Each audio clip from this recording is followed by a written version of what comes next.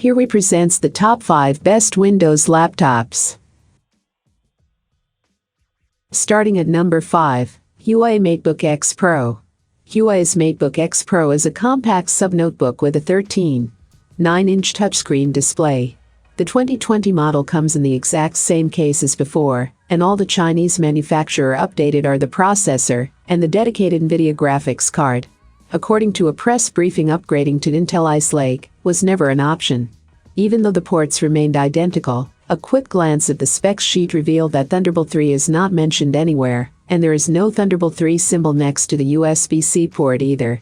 From a technical point of view, the front USB-C port supports all Thunderbolt 3 features. It's just that Huawei decided not to purchase a license for its 2020 model, and thus cannot display the Thunderbolt name or symbol on this device.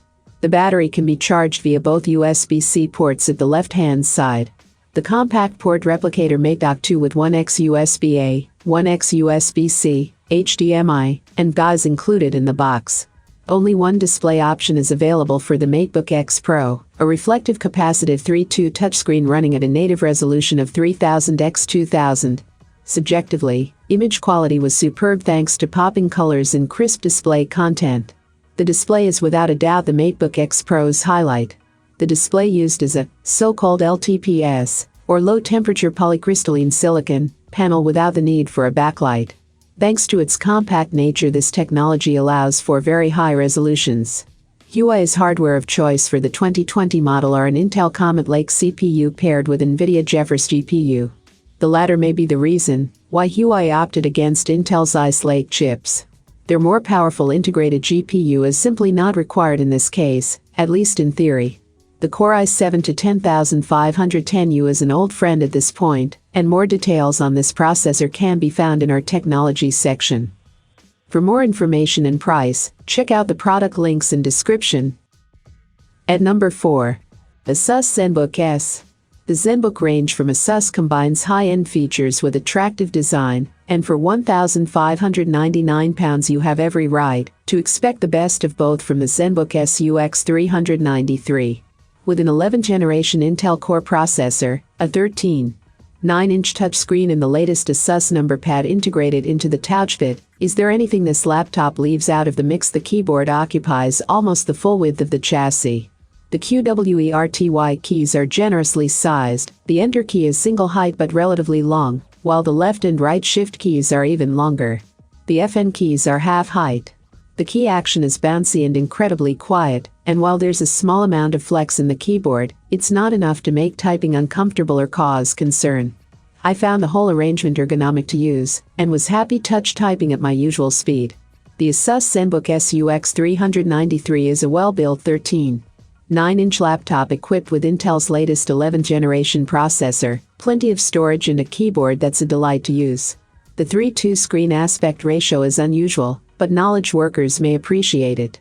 Number pad 2.0, which integrates a tappable numeric pad into the touchpad, is a clever feature. Not everyone will go for it, but it will be a useful option for some. Halfway of my listed number 3, Microsoft Surface Pro 7.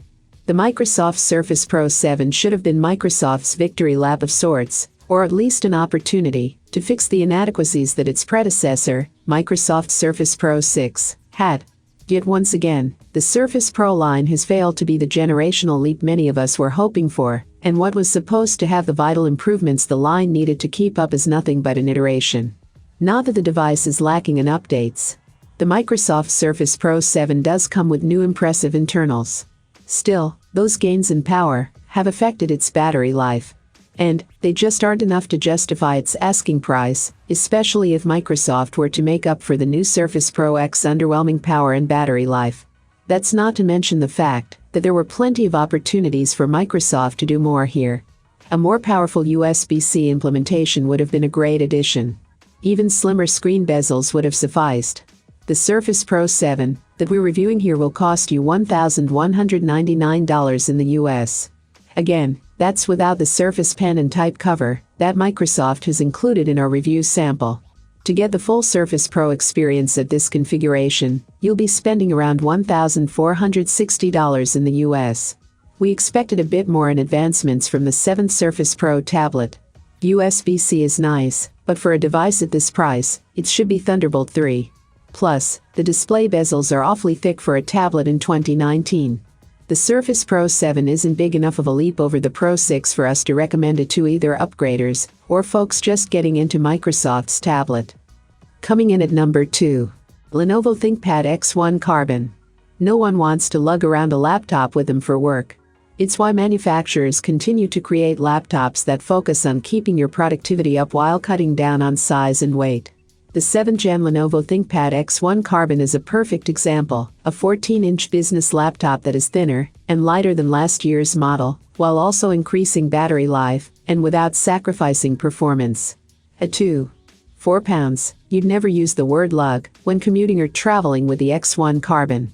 It's only 14.9mm thick too, so you can slip it in and out of your bag flying in a middle seat in coach without elbowing your neighbors.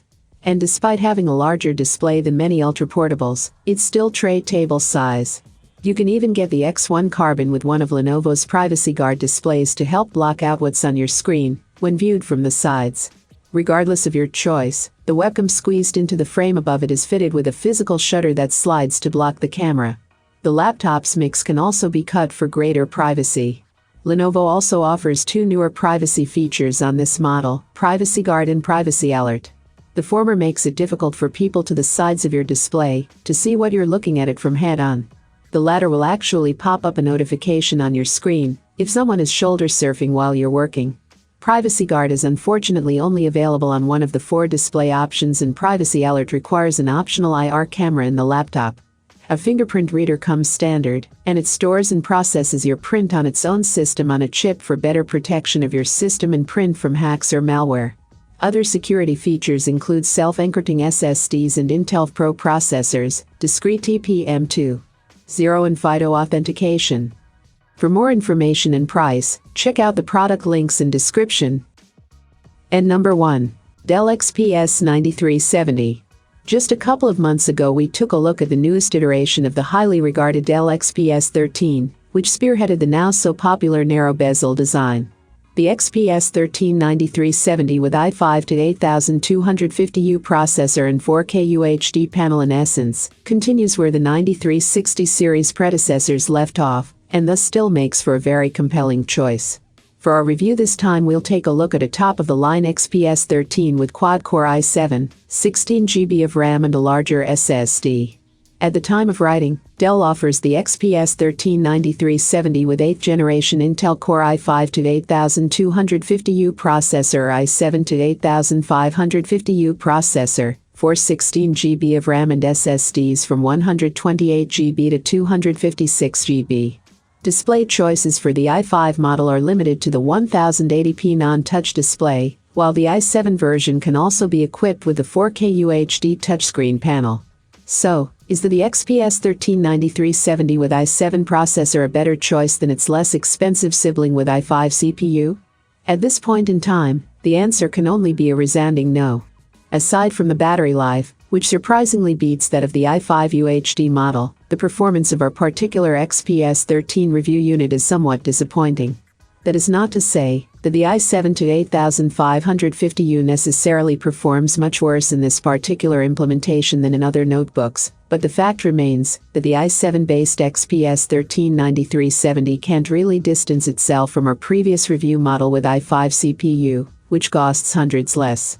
It is possible that we ended up with a defective unit. The blue screens and the fatal system crash certainly make this a plausible explanation. Should we get the chance to review a replacement model at a later time, we will update this review accordingly. I have included these product link in the description. You can check out this link for more information and latest price. Thank you for watching this video.